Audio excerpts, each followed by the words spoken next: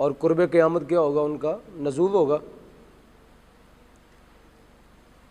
تو یہ ہم نے آیات طیبات پڑھی تو امت کو کی عقیدہ میسر آ گیا کہ عیسیٰ علیہ السلام کیا ہیں؟ حیات ہیں، آپ زندہ ہیں، آپ کیا ہیں؟ آپ کی وفات نہیں ہوئی، آپ کی وفات۔ جبکہ مرزئی جو ہیں قرآن کی آیات کو پڑھ کے تو ان کے اندر ان کی جو مسلمہ تعبیر ہے، ان کی جو مسلمہ توضیح ہے، تشریح ہے، اس سے انحراف کر کے تو اپنی مرضی کا معنی، اپنی مرضی کے معنی مراد لیتے ہیں۔ کبھی انی متوفیقہ کے اندر بحث کرتے ہیں، کبھی قد خلت کے اندر بحث کرتے ہیں، کبھی فلما توفیتنی، قرآن کے ایسے الفاظ سے جن سے ان کا مدعا پورا نہیں ہوتا، لیکن اس کے اندر وہ دجل دینے کی کیا کرتے ہیں؟ کوشش کرتے ہیں، اور وہ وفات عیسیٰ ثابت کرتے ہیں۔ کیا کرتے ہیں؟ عیسیٰ علیہ السلام کی وہی آیات جن سے عیسیٰ علیہ السلام کی حیات ثابت ہوتی ہے پوری امت کے نزدیک اور جملہ مفسرین کے نزدیک، اور پھر احادیث پاک ان کی تشریح کرتی ہے ان قرآن کی ان آیات کی، لیکن مرزا قادیانی اور اس کی ذریت جو ہے وہ دجل سے اور مکر سے اور فریب سے انہی آیات سے کیا کرتے ہیں؟ عیسیٰ علیہ السلام کی وفات کو ثابت کرنے کی کوشش کرتے ہیں، تاکہ اس پر کیا رکھیں؟ اپنی خانہ ساز نبوت کی بنیاد رکھے۔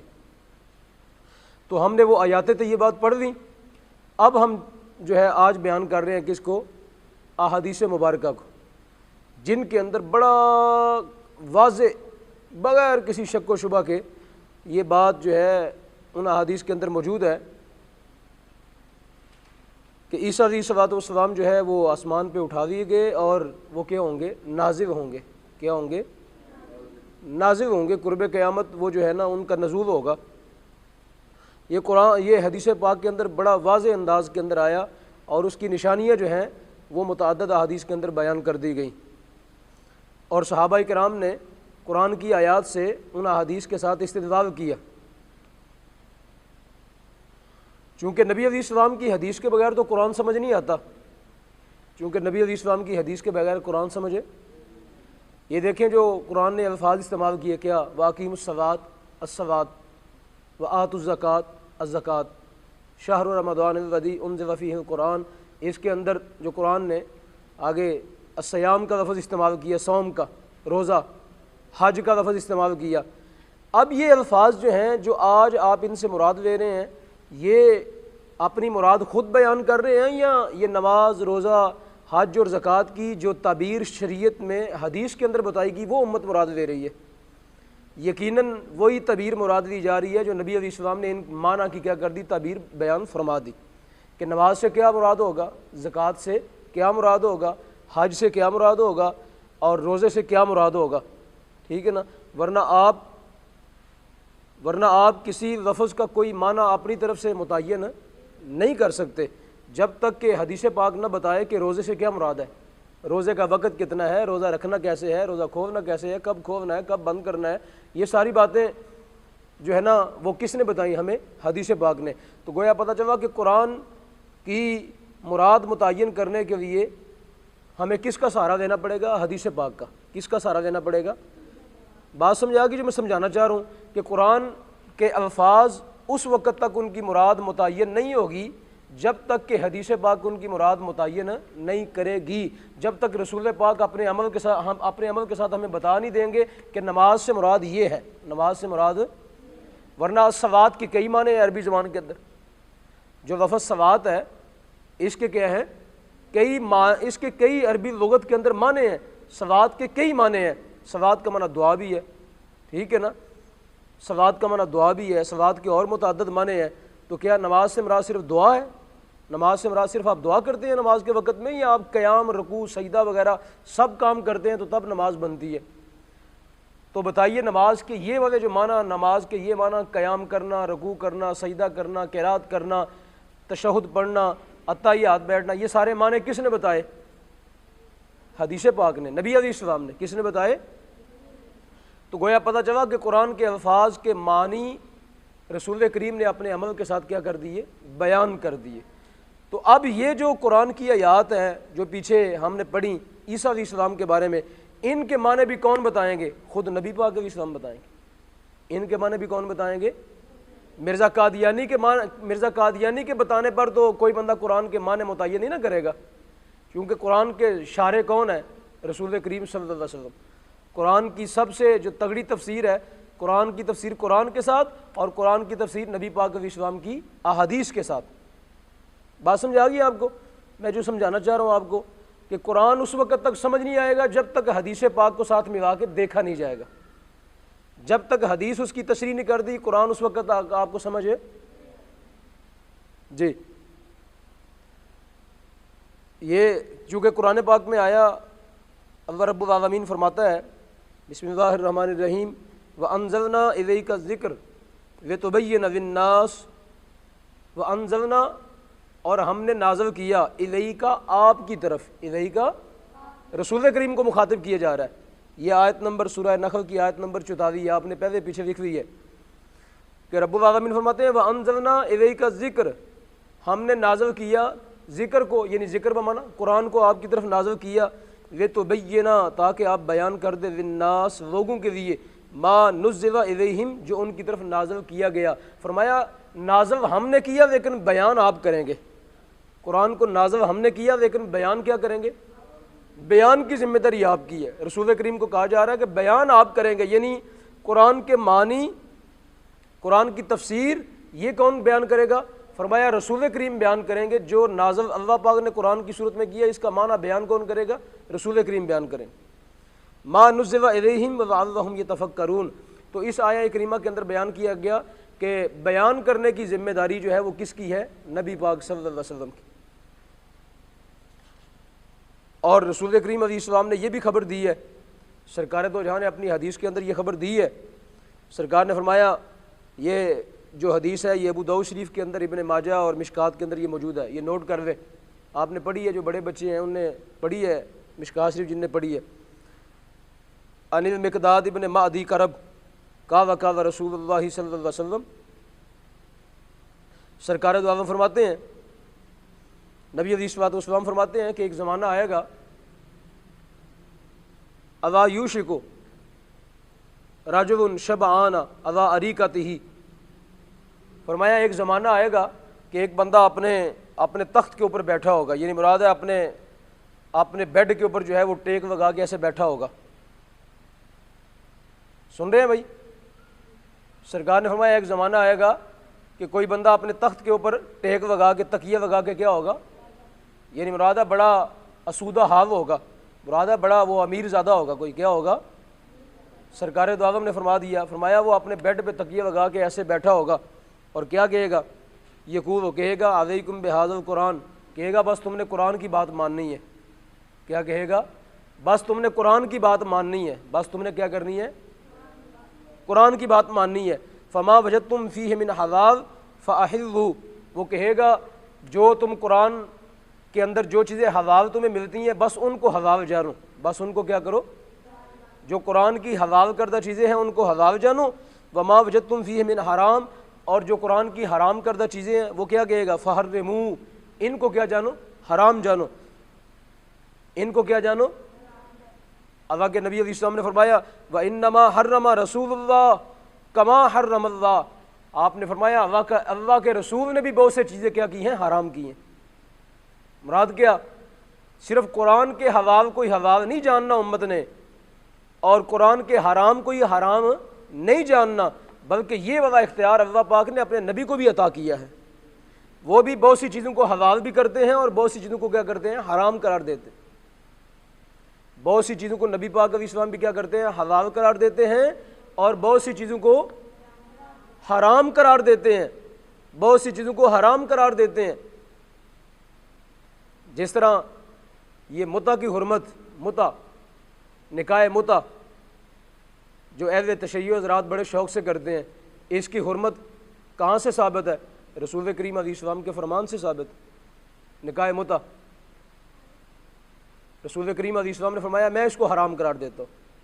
تو پتہ چلا حضرت خزیمہ کے بارے میں وہ حدیث پاک آتی ہے کہ سرکار دو عالم نے فرمایا خزیمہ ایک اکیلے کی گواہی کس کے برابر ہے؟ 2 کے برابر ہے۔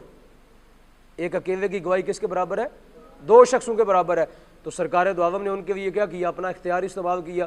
پتہ چلا کہ یہ حلال اور حرام یہ اللہ رب العالمین نے اپنے محبوب کریم کو بھی کیا کیا ہے، اس کا اختیار دیا ہے۔ لیکن سرکار نے فرمایا ایک زمانہ آئے گا کہ کوئی تکیہ لگا کے یوں بیٹھے گا اور کہے گا بس ہم قرآن کے حلال کو حلال جانیں گے اور قرآن کے حرام کو کیا کریں گے، حرام جانیں گے۔ گویا وہ کیا کہنا چاہ رہا ہے، وہ کہنا یہ چاہ رہا ہے کہ حدیث حجت نہیں ہے۔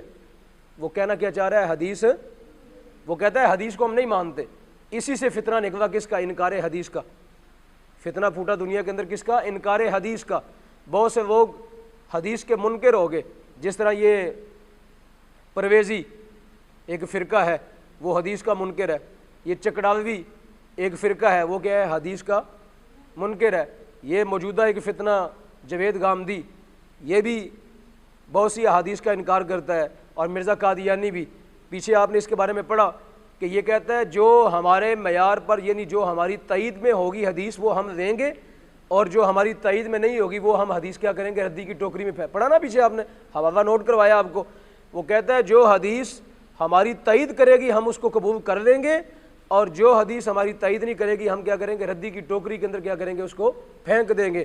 تو گویا مرزا قادیانی اور اس کی ذریت جو ہے یہ بھی حدیث کی منکر ہے۔ یہ بھی کس کی منکر ہے، یہ بھی حدیث کی منکر ہے۔ اللہ کے رسول فرما رہے ہیں مجھ کو رب العالمین نے یہ اختیار دیا ہے کہ میں جس کو چاہوں حرام کروں اور کیا کروں، حلال کروں، ٹھیک ہے نا۔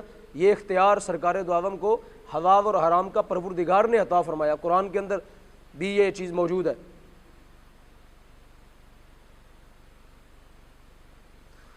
جی تو یہ اب اس سے یہ ایک اور بات پتہ چلی کہ سرکار نے فرمایا وہ بندہ کیا بیٹھا ہوگا، تکیہ لگا کے، کیا بیٹھا ہوگا، بیڈ کے اوپر بیٹھا ہوگا تکیہ لگا کے اپنی مسند پر۔ پتہ چلا کہ یہ جو انکار حدیث کا فتنہ ہے یہ اشرافیہ میں ہوگا۔ یہ کس میں ہوگا، یہ امیر لوگوں کے اندر ہوگا، ٹھیک ہے نا۔ جو غربا ہیں وہ تو سرکار کی حدیث سے کیا کریں گے، محبت کریں گے، وہ تو رسول کریم کی حدیث کو حجت مانیں گے اور نبی کریم علیہ السلام کی حدیث سے کیا کریں گے، پیار کریں گے۔ لیکن جو انکار حدیث کا فتنہ ہے یہ کہاں پایا جائے گا، عام طور پر امیروں کے اندر کہاں پایا جائے گا، وہ رسول کریم کی حدیث کو اہمیت نہیں دیں گے۔ اور آج قادیانی بڑے امیر ہیں، ان کو اپنی عمارت پر بڑا ناز ہے، پرویزی بڑے امیر ہیں، چکڑالوی بڑے امیر ہیں، ٹھیک ہے نا۔ تو ان کے بارے میں سرکار نے پہلے ہی خبر دے دی کہ انکار حدیث کا فتنہ کہاں پایا جائے گا، اشرافیہ کے ہاں۔ کہاں پایا جائے گا، امیروں کے ہاں، ٹھیک ہے، بگڑے ہوئے امیر زادوں کے ہاں یہ فتنہ پایا جائے گا کہ وہ سرکار دو عالم کی حدیث کا کیا کر دیں گے، انکار کر دیں گے۔ جس طرح کے قادیانی بھی کیا کرتے ہیں، یہ ان احادیث کا انکار کر دیتے ہیں، یا حدیثوں کو مانتے ہیں لیکن ماننے کے ساتھ ہی کیا کرتے ہیں، ان کی تعویل کرتے ہیں، کیا کرتے ہیں، ان کی اپنی مرضی کا معنی بیان کرتے ہیں۔ تو بہرحال سامعین محترم، میں نے یہ آپ کے سامنے بات رکھی کہ یہ جو حدیث پاک ہے اس کا ماننا لازم ہے۔ اگر کوئی بندہ نہیں مانے گا تو وہ انکار حدیث کا فتنہ جو ہے اس پر پڑ جائے گا، وہ منکر حدیث ہو جائے گا، وہ کیا ہو جائے گا، منکر۔ جس طرح قرآن کو ماننا لازم ہے ایسے ہی کس کو ماننا لازم ہے، احادیث مصطفیٰ کو ماننا لازم ہے۔ اور جس طرح احادیث مصطفیٰ کو مانا جاتا ہے ایسے ہی صحابہ کرام کے اجماع کو مانا جاتا ہے۔ آپ نے پیچھے پڑھ دیا کہ صحابہ کرام کا اجماع جو ہے یہ قرآن کی آیت کی طرح ہے۔ یہ کیا ہے، قرآن کی آیت کی طرح۔ اب چلیے میں آپ کے سامنے بیان کرتا ہوں کہ احادیث مصطفیٰ سے کس طرح جو ہے یہ چیز واضح ہو رہی ہے کہ عیسیٰ علیہ السلام کا قرب قیامت کیا ہوگا، نزول ہوگا، قرب قیامت کیا ہوگا، ان کا نزول ہوگا۔ اس سے یہ بات آپ کو سمجھ آ جائے گی، کہ ان کا قرب قیامت کے نزدیک آسمان سے نزول ہوگا، اور ساتھ ہی اس بات کی جڑ کٹ جائے گی کہ مرزا قادیانی جو ہے یہ نازل نہیں ہوا تھا، یہ ماں کے پیٹ سے پیدا ہوا تھا۔ جو عیسیٰ ابن مریم آئیں گے جن کا حدیث کے اندر ذکر آیا، وہ کیا ہوگا، ان کا نزول کہاں سے ہوگا، بوے کہاں سے ہوگا، آسمان سے ہوگا۔ اور مرزا قادیانی کیا ہوا تھا، یہ آسمان سے اترا تھا کہ یہ چراغ بی بی کے پیٹ سے پیدا ہوا تھا، یہ تو چراغ بی بی کے پیٹ سے پیدا ہوا تھا نا۔ اور یہ مرزا قادیانی یہ بن کس کا بیٹا ہے، یہ چراغ بی بی کا بیٹا ہے۔ جو آسمان سے نازل آئیں گے وہ کون ہوں گے، وہ عیسیٰ ابن مریم ہوں گے۔ وہ کیا ہوں گے، عیسیٰ ابن، ان کی ماں کا نام مریم ہوگا، ان کی ماں کا نام کیا ہوگا، مریم ہوگا۔ اور یہ جو مرزا قادیانی ہے اس کی ماں کا نام کیا ہے، چراغ بی بی، اس کی ماں کا نام کیا ہے۔ اور وہ کہاں سے آئیں گے، آسمان سے آئیں گے۔ وہ کہاں سے آئیں گے، اور یہ تو دنیا کے اندر اپنی ماں کے پیٹ سے کیا ہوا، پیدا ہوا۔ واضح یہ وہ نہیں ہے، کتنی احادیث مروی ہیں، تقریباً نبی کریم علیہ الصلوۃ والسلام کی 70 سے زائد احادیث جو ہیں وہ حضرت عیسیٰ علیہ السلام کی دنیا میں آمد کے بارے میں موجود ہے۔ کتنی احادیث ہیں؟ 70 کے قریب، 70 کے قریب۔ اور پھر میں نے آپ کے سامنے کل جو آیات پڑھ دیں، قرآن کی وہ آیات بتا دی جن کے اندر عیسیٰ علیہ السلام کے بارے میں جو واضح امت کو عقیدہ دیا جا رہا ہے۔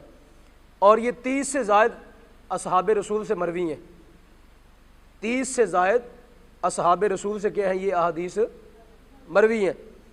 اور یہ ثبوت حاضر ہے، متین خالد صاحب اس کے اندر لکھتے ہیں، کہتے ہیں کہ جو عیسیٰ علیہ السلام کے کارنامے ہوں گے، جو ان کی ذمہ داریاں ہوں گی دنیا میں آنے کے بعد جب وہ نازل ہوں گے، تو تقریباً ان کی 209 جو ہے ان کی نشانیاں بیان کی گئی ہیں۔ ان کے کارنامے، ذمہ داریوں کی کتنی؟ 209 کے قریب ان کی نشانیاں جو ہے بڑے واضح انداز میں بیان کی گئی ہیں۔ عیسیٰ علیہ السلام آ کے یہ کریں گے، جب وہ آئیں گے تو وہ یہ کام کیا کریں گے؟ آ کے کریں گے جی۔ تو اب 30 سے زائد اصحاب رسول سے یہ احادیث مروی ہیں، اور 70 سے زائد احادیث ہیں، 209 کے قریب ان کی نشانیاں بیان کی گئی ہیں، جس کے اندر یہ مرزا قادیانی کے اندر کوئی بھی نشانی نہیں پائی جاتی۔ جو 209 ان کی نشانیاں ہیں نا، مرزا قادیانی کے اندر کوئی ایک بھی نہیں پائی جاتی۔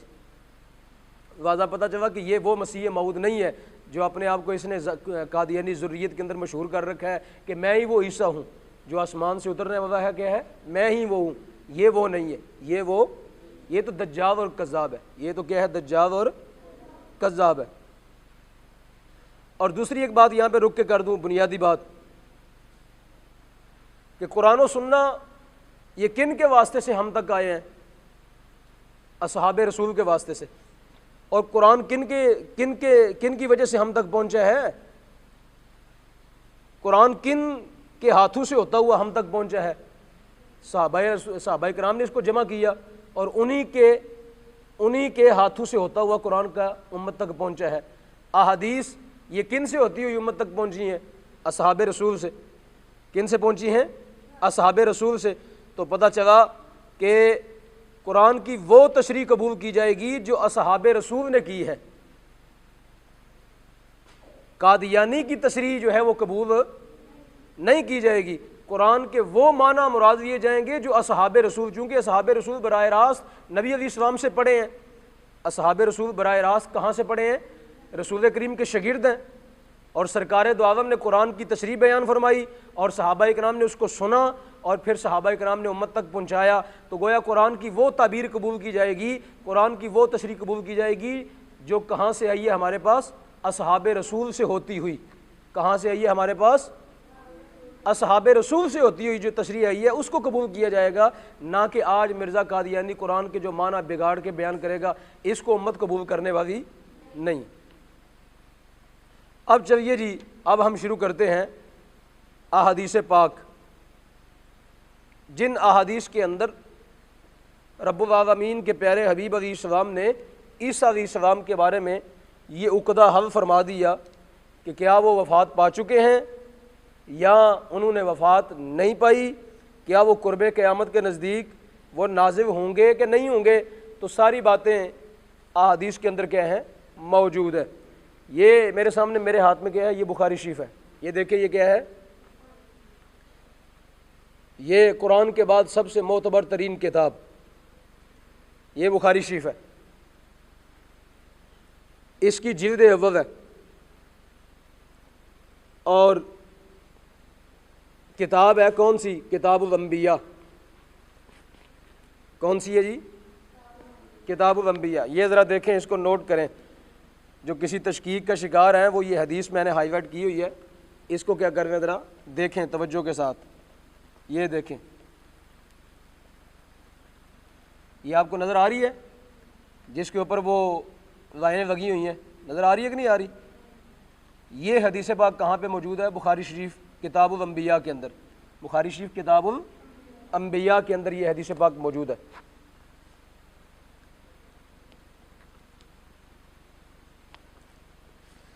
اس کے اندر نبی علیہ السلام کیا بیان فرما رہے ہیں؟ ذرا سماعت کیجیے، لکھ لیجیے۔